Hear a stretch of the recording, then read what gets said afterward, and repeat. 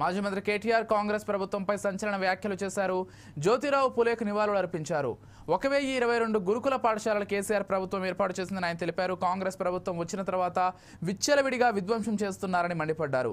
ప్రజల దృష్టి మరల్చి కుంభకోణానికి పాల్పడుతున్నారని ఆరోపించారు. ఎస్సీయూ భూముల విషయంలో అతిపెద్ద కుట్ర జరిగిందని, దీని వెనకాల 10,000 కోట్ల ఎకరాల స్కామ్కు తెరలేపారని విమర్శించారు.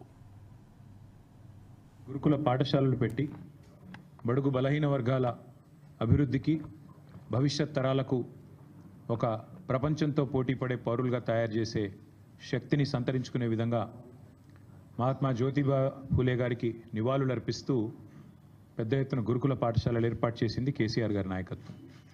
అట్లాగే అదే మహానుభావుడి పేరుతో విద్యార్థులు ఒకవేళ విదేశాల్లో చదువుకుంటామంటే కూడా 20 లక్షల రూపాయల దాకా స్కాలర్షిప్లు వారికి ఇవ్వడమే కాకుండా వారిని దాదాపు 7,000 మంది విద్యార్థులు, సుమారుగా 7,000 మంది విద్యార్థులకి ఇవాళ ప్రపంచ స్థాయి విద్యను అందించింది కూడా కేసీఆర్ గారి ప్రభుత్వం.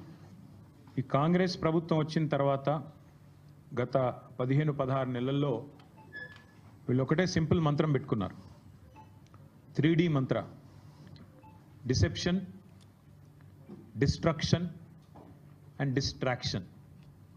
డిసెప్షన్ అంటే మోసం, డిస్ట్రక్షన్ అంటే విధ్వంసం, డిస్ట్రాక్షన్ అంటే దృష్టి మళ్లించడం.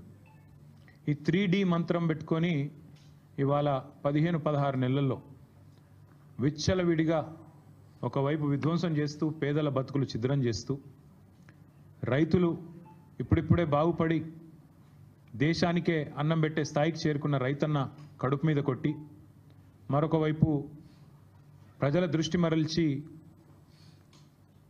ఒక భయంకరమైన ఆర్థిక దోపిడీకి రేవంత్ రెడ్డి ప్రభుత్వం